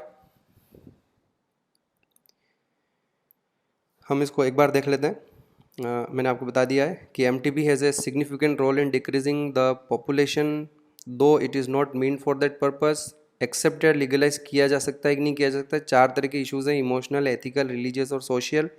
पर इंडिया में हमने इन सारे इश्यूज़ को तो ध्यान में रखा, लेकिन रिक्वायरमेंट थी, नीड थी, और तो ऐसे में 1971 में हमने इसको लीगलाइज कर लिया है। एमटीपी की रिक्वायरमेंट क्यों होती है, मैंने आपको 4 रीज़न बता दिए। अब 2 और इम्पोर्टेंट पॉइंट जो इंडिया में हैं उस पर ध्यान देना है। एक तो ये सिंपल पॉइंट है, पहले बता दिया मैंने कि MTP is relatively safe during first trimester, second trimester abortions are much more riskier. ठीक है, ये मैं पहले बता चुका हूँ। एक पॉइंट यहाँ अभी और डिस्कस करते हैं कि इंडिया में जो एक बड़ा ही डिस्टर्बिंग ट्रेंड है कि majority of the MTR are performed illegally by unqualified quacks, जो कि बिल्कुल अनसेफ है और कई बार वो फैटल होता है माँ के लिए भी। तो नॉर्मली इंडिया में ये ट्रेंड रहता ही है कि कपल्स जो हैं इलीगली पहले एमनियोसेंटेसिस करा लेते हैं, और एमनियोसेंटेसिस कराने के बाद जब पता चलता है कि वो तो फीमेल जो है, बेबी जो है वो फीटस जो है वो फीमेल है, तो उसके बाद उसकी foeticide, female foeticide is a very common trend in India. तो वो क्या करते हैं कि रजिस्टर्ड डॉक्टर तो कोई करेगा नहीं क्योंकि इलीगल है, तो कोई भी गवर्नमेंट डॉक्टर या प्रॉपर डॉक्टर तो इस तरह के काम नहीं करेगा। इवन प्राइवेट डॉक्टर्स होते हैं वो भी नहीं करते। बट कई ऐसे झोला छाप डॉक्टर इंडिया में बड़ा ही कॉमन है ना। ये जो मेडिसिन होती है इसको जिससे जिससे एमटीपी कराई जाती है वो बिल्कुल भी बिना प्रिस्क्रिप्शन के केमिस्ट या फार्मिस्ट जो होते हैं वो बेच नहीं सकते, लेकिन फिर भी देखो इंडिया में अवेलेबल हो जाती है ओवर द काउंटर। ये जो है हुक एंड क्रुक वो किसी तरह से वो अरेंजमेंट कर लेते हैं, और उसके बाद ये मेडिसिन दे के उसका एबॉर्शन करा लेते हैं, जो कि ऐसी जगहों पर होता है जो बिल्कुल अनहाइजीनिक प्लेसेस होते हैं। वो डॉक्टर भी नहीं होते हैं, और वो जगह भी हॉस्पिटल नहीं होती जहाँ कोई मेडिकल असिस्टेंस भी अवेलेबल नहीं होती। तो ऐसे में इस तरह के ये जो कराए जाते हैं, कई बार इतनी ज़्यादा ब्लीडिंग होने लग जाती है कि उससे मदर को जो है की जान को भी खतरा हो जाता है। तो ये एक डिस्टर्बिंग ट्रेंड इंडिया में है कि majority of the MTP are performed illegally by unqualified quacks, और अनसेफ, जो कि अनसेफ भी होगा और फैटल भी होगा, है ना। Misuse of amniocentesis and then female foeticide. तो ऐसे में हमने यहाँ एक लाइन पढ़ी है ऊपर कि government of India legalised MTP in 1971 with some strict restrictions to avoid misuse, check indiscriminate and illegal female foeticide, जो कि ऑलरेडी इंडिया में काफ़ी हाई है। तो मैंने जैसा कि बताया कि गवर्नमेंट ने लीगलाइज किया है MTP, but on these grounds. ये जो मैंने 4 आपको यहाँ पर ग्राउंड्स बताए, इनके बेसिस पर, या पीछे हमने नीचे की तरफ 2 ग्राउंड्स और देखें, 2 रीज़न और देखें, उन्हीं बेसिस पर मेडिकल टर्मिनेशन ऑफ प्रेगनेंसी कराई जाएगी, अदरवाइज नहीं कराई जा सकती। चलें आगे, और अब हम बात करते हैं सेक्सुअली ट्रांसमिटेड डिजीज़ेस के बारे में। तो बच्चों ये डिजीज़ वाला पार्ट हम आगे और डिटेल में पढ़ेंगे। हमें पूरा एक ह्यूमन हेल्थ और डिजीज़ेस से रिलेटेड चैप्टर है, तो इन डिजीज़ेस को डिटेल में वहाँ पढ़ेंगे, हम पूरा पढ़ूंगा मैं आपको। अभी मैं यहाँ सिर्फ इसको थोड़ा सा ब्रीफली हम इसको डिस्कस करेंगे, और जो इम्पोर्टेंट पॉइंट्स याद रखने वाले हैं वही डिस्कस करेंगे। सेक्सुअली ट्रांसमिटेड डिजीज़ेज़, ऐसी डिजीज़ेज़ जो सेक्सुअल इंटरकोर्स के थ्रू स्प्रेड होती है, उसके थ्रू ट्रांसमिट होती है, इन डिजीज़ेस को हम सेक्सुअली ट्रांसमिटेड डिजीज़ेस कहते हैं। डेफिनेशन देखिए, डिजीज़ेस और infections which are transmitted through sexual intercourse are collectively called, अब इन्हें हम सेक्सुअली ट्रांसमिटेड डिजीज़ेस भी कहते हैं, इन्हें हम वेनेरियल डिजीज़ेस भी कहते हैं, और इन्हें हम रिप्रोडक्टिव ट्रैक्ट इन्फेक्शंस RTI भी कहते हैं। कौन कौन सी हमारे पास इस तरह की डिजीज़ेज़ अभी कॉमन है? Gonorrhoea, syphilis, genital herpes, chlamydiasis, genital warts, trichomoniasis, hepatitis B और एड्स। इनमें से आपको ध्यान रखना है कि हेपेटाइटिस बी और एड्स जो है, जैसा कि मैंने अभी ऊपर बताया कि सेक्सुअल इंटरकोर्स से तो ये होती ही है, ब्लड या ब्लड प्रोडक्ट या जो सर्जिकल इंस्ट्रूमेंट है उससे भी हो जाती है ना। तो ये नीचे लिखा हुआ मैंने कि hepatitis B and AIDS they are sexually transmitted diseases no doubt, but they are also be transmitted by sharing injection needles, इसको इंजेक्शन कर देना आप, sharing injection needles, surgical instruments like आप किसी डेंटिस्ट के पास गए और उसने आपके दांतों की सर्जरी करी है, या कोई भी हॉस्पिटल्स में दूसरे जो नाइफ होते हैं, सीजर्स होती है, उनसे भी वो अगर कंटामिनेट हो जाए इन्फेक्टेड पर्सन के ब्लड से और उन्हीं सर्जिकल इंस्ट्रूमेंट को दूसरे पर्सन के ऊपर यूज़ किया जाए तो पॉसिबिलिटी होती है। ट्रांसफ्यूजन ऑफ ब्लड, किसी इन्फेक्टेड पर्सन का ब्लड जो है वो किसी हेल्दी पर्सन को चढ़ाया जाए तो भी इस तरह से डिजीज़ फैलती है। और इवन ये मदर टू फीटस भी स्प्रेड होती है कि अगर मदर हेपेटाइटिस बी या एड्स HIV पॉजिटिव है तो उसके बच्चे को भी हो सकता है। बच्चों, इस तरह का जब ट्रांसमिशन होता है तो इसको वर्टिकल ट्रांसमिशन कहते हैं, इसको वर्टिकल ट्रांसमिशन कहते हैं। मदर से जो बच्चे को होता है that is known as vertical transmission, और एक पर्सन से दूसरे पर्सन को होता है तो फिर हम उसको हॉरिजॉन्टल ट्रांसमिशन कहते हैं, हॉरिजॉन्टल ट्रांसमिशन। आगे बढ़ते हैं, कुछ इंपॉर्टेंट लाइंस हैं। हेपेटाइटिस बी, जेनाइटल हर्पिस और HIV, ऊपर हमने जितनी भी डिजीज़ के नाम लिखे हैं इनमें से एक आपकी हेपेटाइटिस बी, दूसरी एड्स और एक ये तीसरी जेनाइटल हर्पिस। ये 3 ऐसी डिजीज़ है जिनका कोई क्योर नहीं है, और बाकी जितनी भी डिजीज़ेज है अगर अर्ली स्टेज में डिजीज़ डायग्नोस हो जाए, डिटेक्ट हो जाए, डायग्नोस हो जाए और किसी अच्छा डॉक्टर से ट्रीटमेंट अगर उनका शुरू हो जाए तो बाकी सारी बची हुई डिजीज़ेज जो हैं वो क्योरेबल है। तो ये भी ध्यान रखना है, which 3 disease are not curable, ये क्वेश्चन बनता है। तो hepatitis B is not curable, genital herpes is not curable और HIV इज़, हमें HIV का तो पता है कि नॉट क्योरेबल। अब एक नई डिजीज़ और आ गई है दुनिया में जो क्योरेबल नहीं है अभी at least, corona virus, sexually transmitted नहीं है, जस्ट बता रहा हूँ मैं आपको। और हेपेटाइटिस बी और genital herpes are also not curable. Other disease are completely curable if detected early and treated properly. इन डिजीज के अर्ली सिम्टम्स क्या होते हैं बच्चों? तो यूजुअली जो अर्ली सिम्टम्स होते हैं, ये एक यहाँ वर्ड यूज़ किया है, ध्यान रखना, माइनर होते हैं। जैसे ईचिंग होगी, फ्लूइड कोई लिक्विड डिस्चार्ज होगा वहाँ से, स्लाइट पेन या स्वेलिंग हो सकती है इन द जेनाइटल रीजन। ये सारे सिम्टम्स जेनाइटल रीजन में, itching in the genital region, fluid discharge from the genitalia, slight pain और स्वेलिंग हो सकती है। और ऐसे में कई सारे लोग जो होते हैं वो इन सिम्टम्स को इग्नोर करते हैं, और वैसे भी सेक्सुअली ट्रांसमिटेड डिजीजेज जो होती है या रिप्रोडक्टिव ऑर्गन से रिलेटेड डिजीजेज होती है तो people remain they just hesitate, वो डॉक्टर के पास नहीं जाते हैं, इग्नोर करते हैं, और ये जो कंडीशन है वो ग्रेजुअली धीरे धीरे बढ़ने लगती है। इनिशियल सिम्टम्स भी इनके ऐसे हैं कि बहुत ही माइनर सिम्टम होते हैं और कई बार एसिम्टोमेटिक भी होते हैं। तो उससे फिर ये हो जाता है कि जो फीमेल होती है वो कैरियर बन जाती है, और वो अगर मल्टीपल सेक्सुअल पार्टनर हैं उसके तो वो डिजीज़ को स्प्रेड भी कर सकती है। देखिए हमारे पास ये कुछ लिखा हुआ है, बुक से लिया है मैंने इसको, तो हमें ये सेक्सुअली ट्रांसमिटेड डिजीज़ के लिए यहीं से पढ़ लेते हैं हम। ध्यान सुने, इन्फेक्टेड फीमेल्स में often be asymptomatic, in the sense उसमें सिम्टम्स डेवलप नहीं हो पाते हैं या नहीं होते अर्ली स्टेज में, and hence may remain undetected for long time. Absence or less significant symptoms in the early stages of infection and the social stigma attached to the STDs, जो समाज में इस तरह रहता है कि अरे भाई उसको सेक्सुअली ट्रांसमिटेड डिजीज़ है तो एकदम से हवा बन जाता है, ये तो लोग क्या है कि उसको छुपाते हैं, तो they deter the infected person from going for timely detection and proper treatment. तो आपसे पूछेगी क्यों वो प्रॉपर डिटेक्शन या ट्रीटमेंट के लिए नहीं जाता है, तो 2 रीज़न हो जाएंगे। एक तो अर्ली सिम्टम्स जो होते हैं वो बहुत ही माइनर होते हैं और सिम्टम्स कई बार होते ही नहीं, और दूसरा सिम्टम्स डेवलप हो गए तो जो सोशल स्टिग्मा है उससे डर कर भी पर्सन हॉस्पिटल में नहीं जाता है। उससे नुकसान क्या होगा? This could lead to complications later which include, अब ये ध्यान रखना है यहाँ से आपको कि क्या क्या कॉम्प्लिकेशंस हो सकते हैं।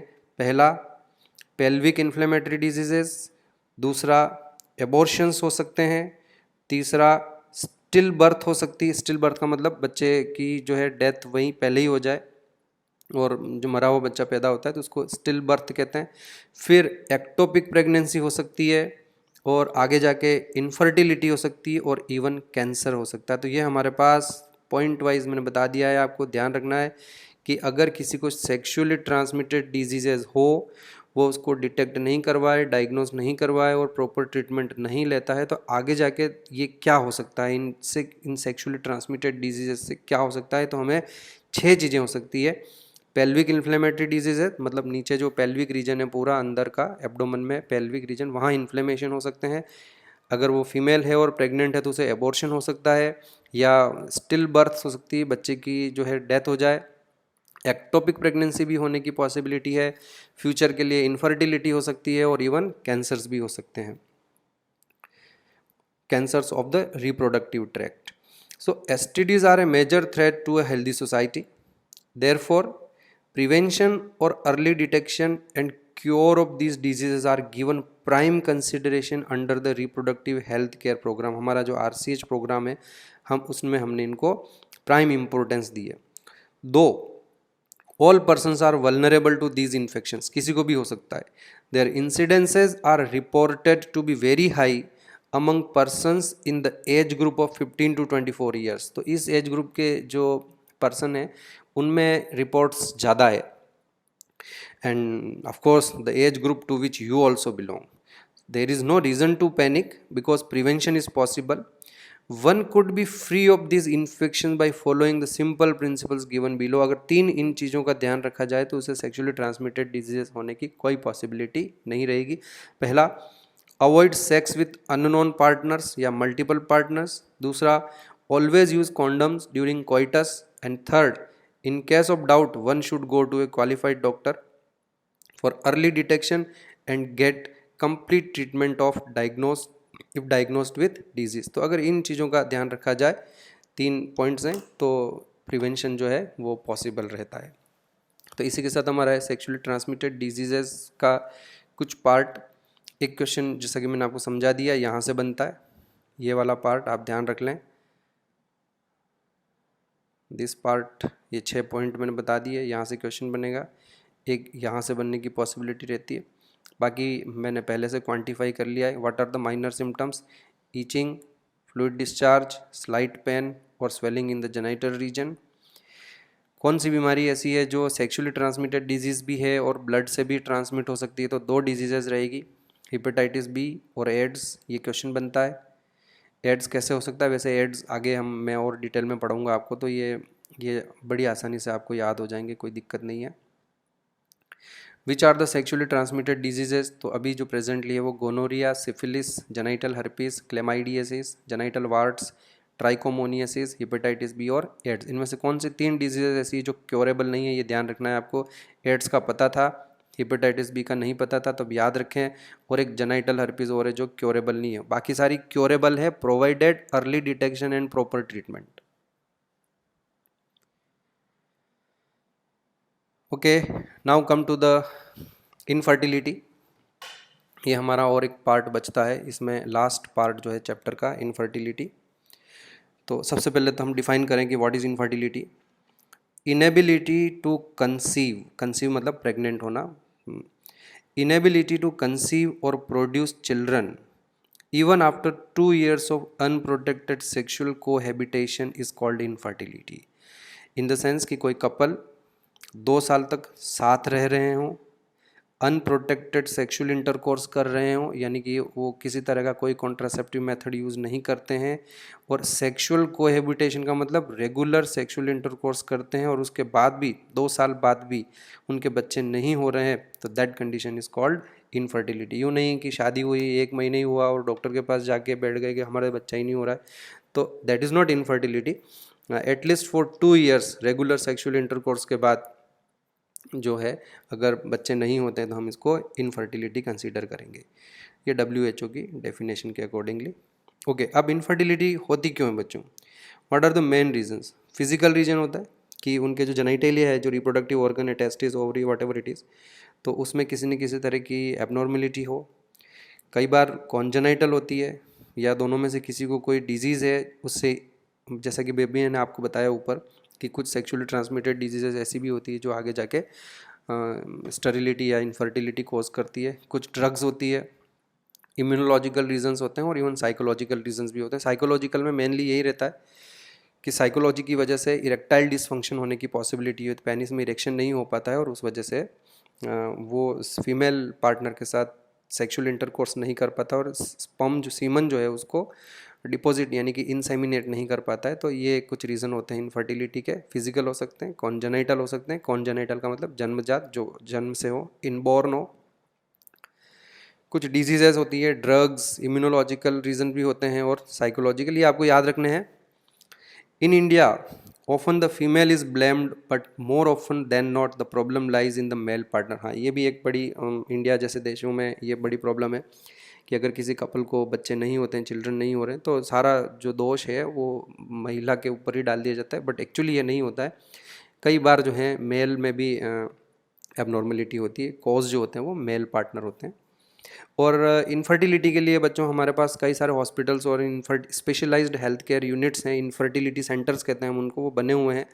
वहाँ पे कपल्स जाते हैं, अपनी जो डिजीज़ है, जो भी कंडीशन है, उसका प्रॉपर डायग्नोसिस करवाते हैं और वहाँ से ट्रीटमेंट लेकर ठीक भी हो जाती है। कई सारी इनफर्टिलिटी के केसेस ऐसे हैं जो ठीक हो जाते हैं। पर हाँ, कुछ ऐसे भी नहीं होते हैं, कुछ ऐसे भी होते हैं जहाँ ट्रीटमेंट पॉसिबल नहीं है। And if treatment is not possible तो फिर हमारे पास रोल आता है असिस्टेड रिप्रोडक्टिव टेक्नोलॉजीज़ का। बच्चों, यहाँ मैं आपको कुछ 4-5 टेक्नोलॉजीज़ के बारे में डिस्कस करेंगे, हम टेक्निक्स के बारे में डिस्कस करेंगे।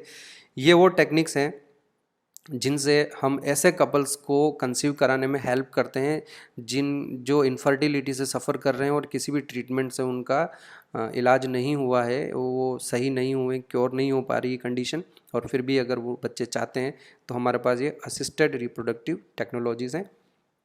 तो देखिए, इन असिस्टेड रिप्रोडक्टिव टेक्नोलॉजीज़ जो हैं उनमें से सबसे पहली टेक्निक जो हम पढ़ने जा रहे हैं वो इन विट्रो फर्टिलाइजेशन, IVF, बहुत ही फेमस है।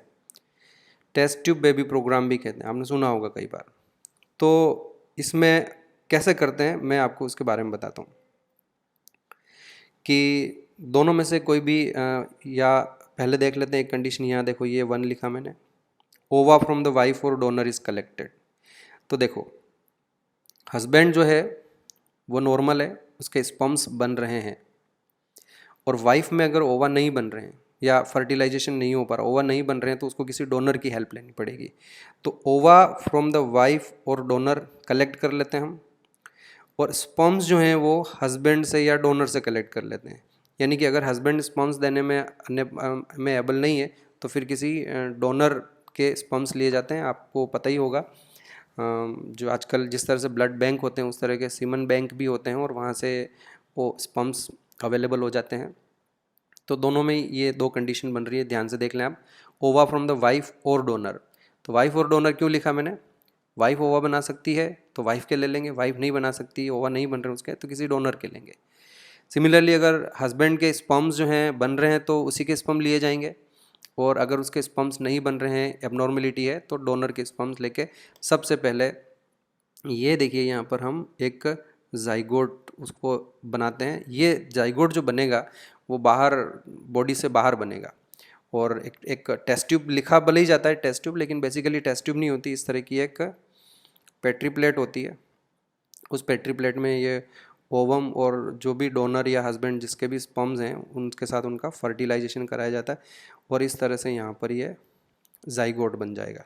हाँ, ये जो पेट्री प्लेट है इसमें जो भी कंडीशंस होगी under simulated condition in the laboratory. Simulated का मतलब जिस तरह का एनवायरनमेंट फर्टिलाइजेशन के लिए बॉडी के अंदर यूट्रस में या फेलोपियन ट्यूब में जैसा एनवायरनमेंट, जो पीएच, जो टेम्परेचर, जो आयोनिक, जो लिक्विड वहाँ पे होता है, वैसा ही लिक्विड हम यहाँ पर यूज़ करेंगे। तो इसलिए मैंने यहाँ वर्ड यूज़ किया है सिमुलेटेड कंडीशन। सिमुलेटेड का मतलब होता है similar conditions which are present inside the body.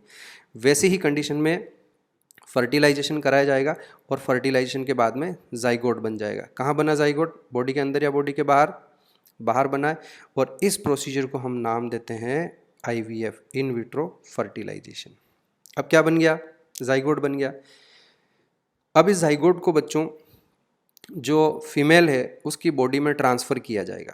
तो इस ट्रांसफ़र करने का जो प्रोसेस होगा उसको हम एम्ब्रियो ट्रांसफ़र कहेंगे, ईटी कहेंगे, एम्ब्रियो ट्रांसफ़र कहेंगे।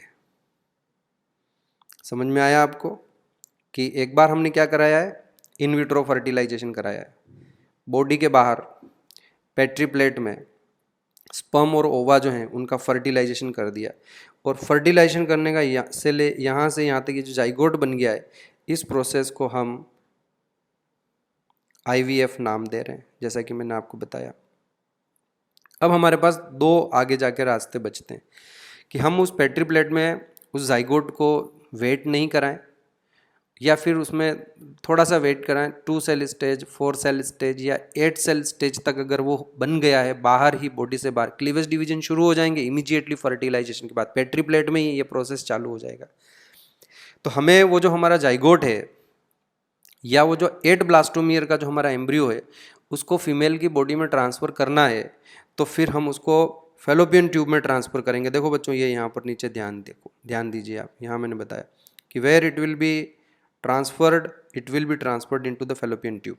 फिर क्या होगा, लेकिन कब तक का, ये ध्यान रखें आप। यहाँ देखिए, जाइगोट या फिर embryo up to 8 blastomere stage जो होगा उसको हम फैलोपियन ट्यूब में ट्रांसफ़र करेंगे।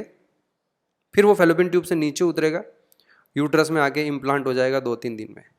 इस प्रोसेस को हम नाम देंगे ZIFT, जाइगोट इंट्राफैलोपियन ट्रांसफ़र। यहाँ लिख देता हूँ मैं, जाइगोट इंट्राफैलोपियन ट्रांसफ़र। ऐसा नाम क्यों दिया?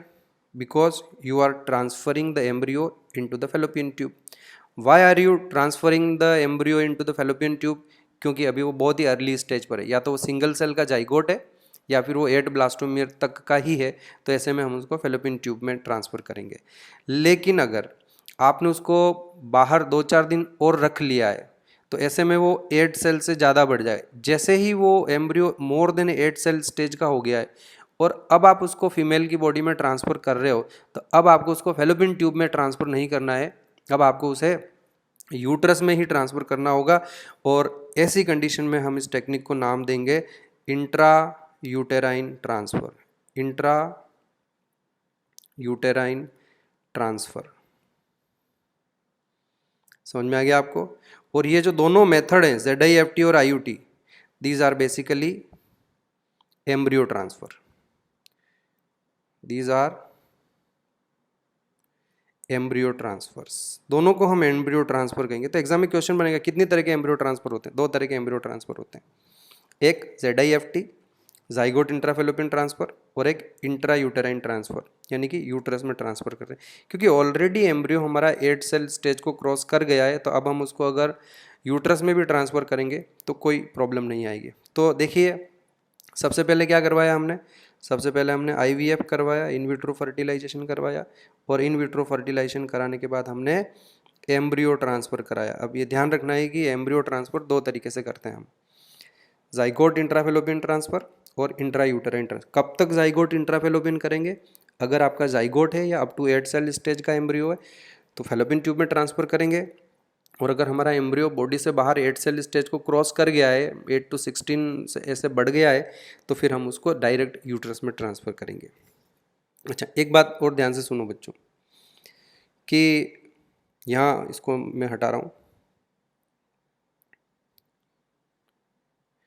कई बार ऐसा भी होता है बच्चों कि कोई फीमेल है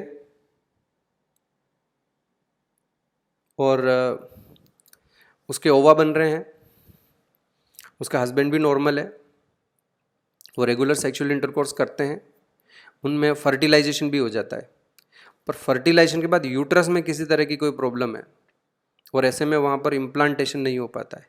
तो ऐसे कपल क्या करते हैं फिर?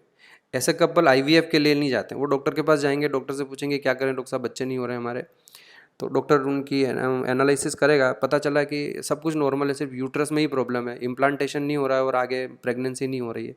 तो उन कपल को जो है वो उनको सजेस्ट करेगा कि आप ऐसा करिए कि रेगुलर सेक्सुअल इंटरकोर्स करें, हम ऑब्जर्व करेंगे, जैसे ही आपके फर्टिलाइजेशन हो जाएगा हम जाइगोट को आपके फैलोपियन ट्यूब से निकाल लेंगे, या जाइगोट को या 2 सेल स्टेज 4 सेल स्टेज का जो भी एम्ब्रियो होगा उसको वहाँ से निकाल लेंगे और किसी सरोगेट मदर की बॉडी में ट्रांसफ़र करेंगे। आया समझ में आपको? क्योंकि उसके यूट्रस में तो इम्प्लांटेशन हो ही नहीं सकता, तो उसको किसी दूसरी महिला की यूट्रस में, तो दूसरी जो भी फीमेल होगी उसको पहले सारे हार्मोन्स वगैरह देके उसके यूट्रस को प्रिपेयर करा जाता है और फिर एम्ब्रियो को वहाँ ट्रांसफ़र कर दिया जाएगा। तो अब एम्ब्रियो को ट्रांसफ़र जिस मदर दूसरी सरोगेट मदर की बॉडी में करेंगे वहाँ पे भी यही ध्यान रखना है कि अगर जो एम्ब्रियो हमने कलेक्ट किया है वो 8 सेल स्टेज तक का है तो सरोगेट मदर के फेलोपियन ट्यूब में ट्रांसफ़र करेंगे, तो इसे भी हम जाइगोट इंट्राफेलोपियन ट्रांसफ़र कहेंगे। और अगर जिस कपल से हमने एम्ब्रियो को रिट्राइव किया है, कलेक्ट किया है, वो 8 सेल स्टेज से ज़्यादा है तो वो उसको फिर सरोगेट मदर के यूट्रस में ट्रांसफ़र करेंगे, इंट्रायूटेरिन ट्रांसफ़र हो जाएगा। तो व्हाट आई वांट टू से कि ये जो जाइगोट हमारा यहाँ बना है, देखिए सॉरी, ये जो हमारा यहाँ पे जाइगोट बना है, यहाँ हमें ये ध्यान रखना है ये जाइगोट अभी कैसे बना है, ये जाइगोट अभी IVF से बना है ना, इन विट्रो फर्टिलाइजेशन से बना है।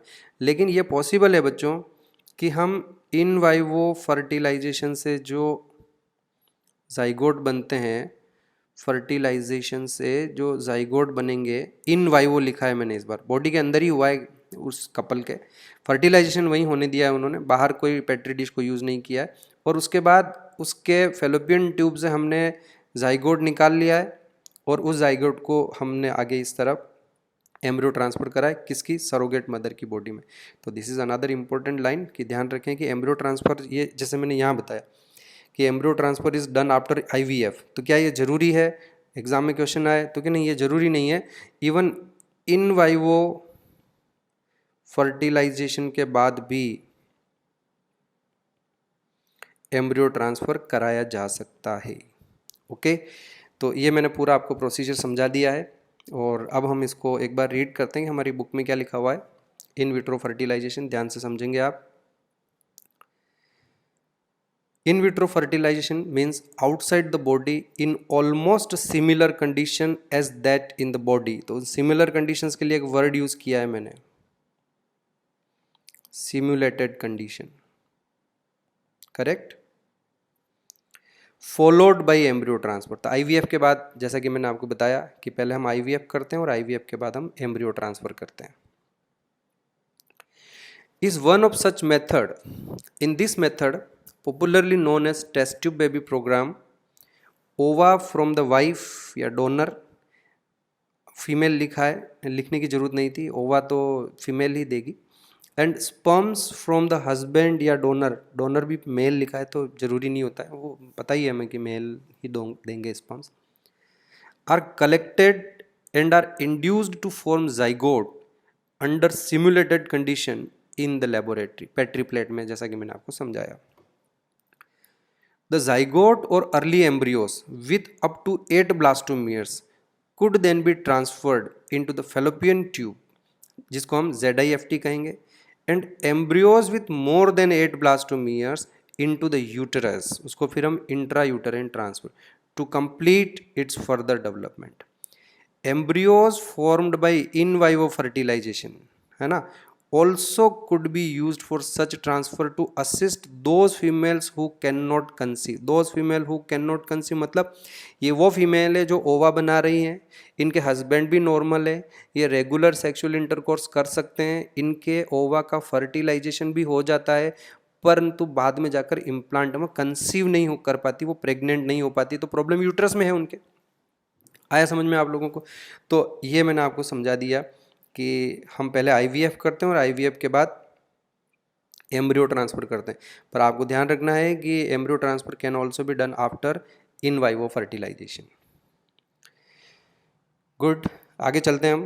अब थोड़ा सा पार्ट और बचता है हमारा, एक और टेक्निक है हमारे पास, गेमीट इंट्राफेलोपियन ट्रांसफ़र। बच्चों ये वो टेक्निक है, पहले आप पढ़े नहीं, मैं समझा देता हूँ आपको कि अगर कोई फीमेल है जिसके ओवा नहीं बन रहे हैं, बस ओवा ही नहीं बन रहे, उसका यूट्रस नॉर्मल है, वो कंसीव कर सकती है, यूट्रस में कहीं कोई प्रॉब्लम नहीं है, तो ऐसे में क्या होगा बच्चों कि किसी डोनर का ओवम कलेक्ट करेंगे और उस ओवम को फीमेल की फेलोपियन ट्यूब में वहाँ ट्रांसफ़र कर देंगे और उसके बाद हस्बैंड के साथ उसका सेक्सुअल इंटरकोर्स होगा जिससे वो ओवम फर्टिलाइज हो जाएगा और आगे वो फिर प्रेग्नेंट हो जाएगी।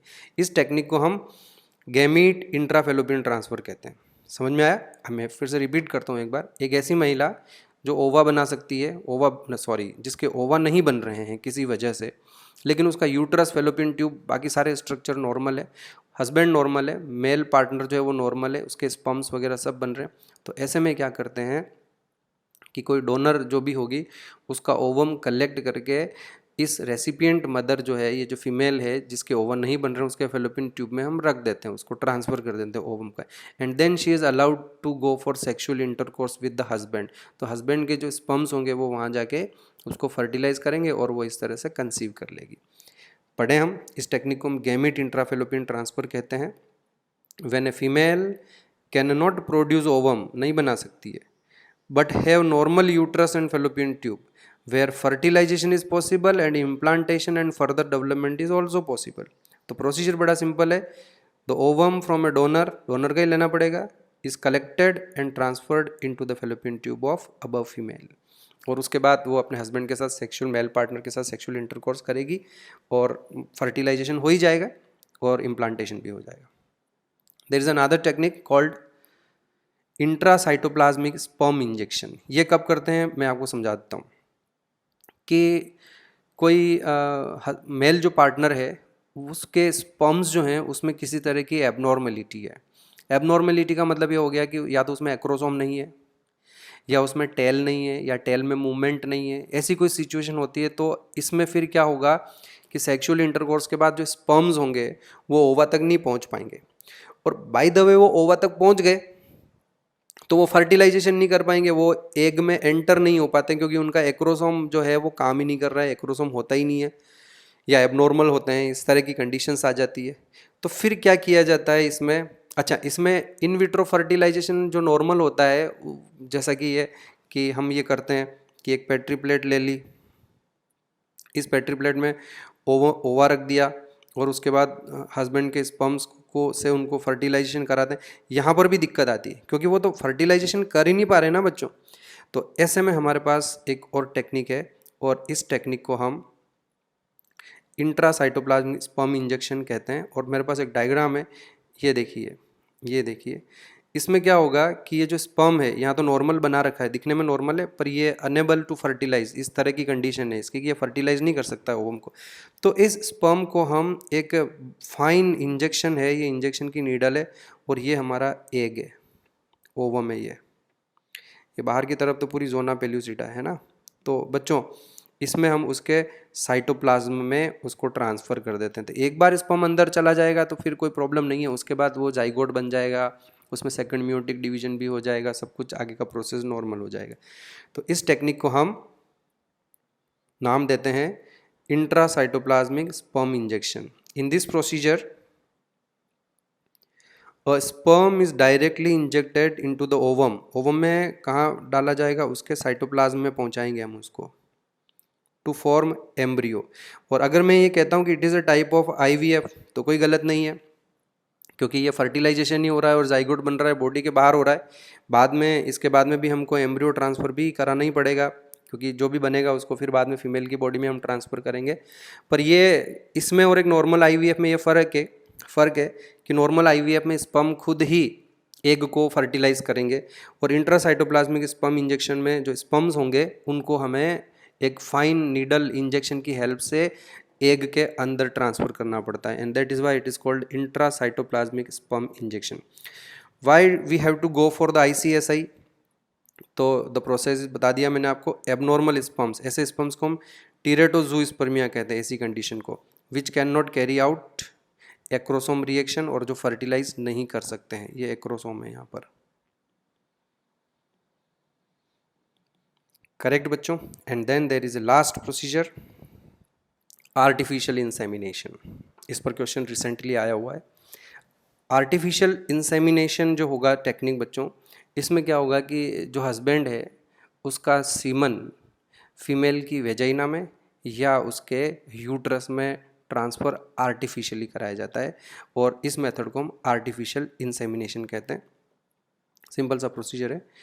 सीमन कलेक्टेड फ्रॉम हस्बैंड या फिर कोई donor is artificially introduced into the vagina और इनटू द यूट्रस। अगर वेजाइना में करते हैं तो सिंपली आर्टिफिशियल इंसेमिनेशन बोलेंगे। और अगर यूट्रस में करते हैं तो यूट्रस में फिर हम उसे इंट्रा यूटेराइन इंसेमिनेशन कहते हैं। But intra uterine insemination is a type of artificial insemination, remember that point. अब करना क्यों पड़ता है आर्टिफिशियल इंसेमिनेशन? इसमें पहली कंडीशन है बच्चों, inability of male partner to inseminate, कि जो मेल पार्टनर है वो इंसेमिनेट नहीं कर पा रहा है। कुछ रीजंस होते हैं, कई बार कुछ एक्सीडेंट हो जाते हैं सीवियर, जिसमें स्पाइनल कॉर्ड डैमेज हो जाए और जो लोअर बैक और उसके बाद नीचे का पूरा पार्ट जो है बॉडी का वो पैरालाइज हो सकता है, पेनिस में इरेक्शन नहीं हो सकता, नहीं हो, ऐसी कुछ सिचुएशन बन जाती है। तो ऐसे में वो फीमेल पार्टनर को इंसेमिनेट नहीं कर पाता। इरेक्टाइल डिसफंक्शंस भी हो सकता है, failure of having erection in the penis. तो ऐसी कंडीशन में भी वो अपनी फीमेल पार्टनर को इंसेमिनेट नहीं कर पाता है।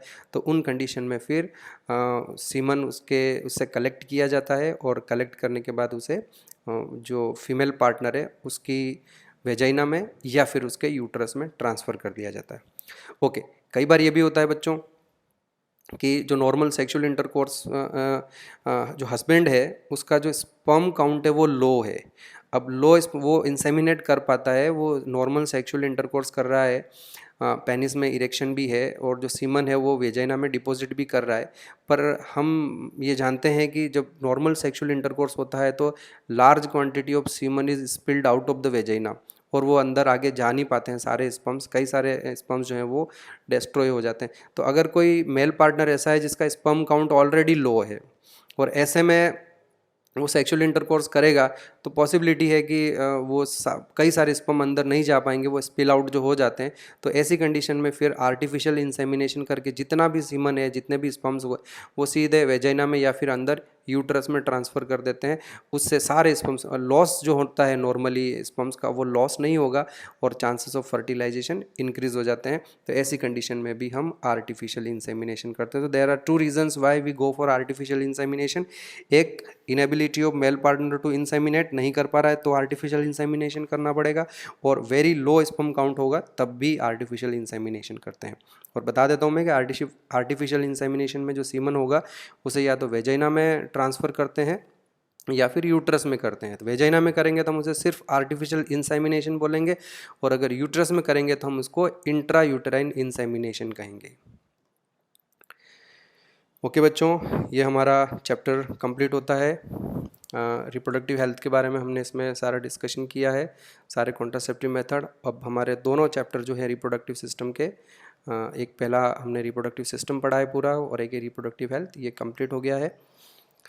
आज के लिए इतना ही। Thank you very much.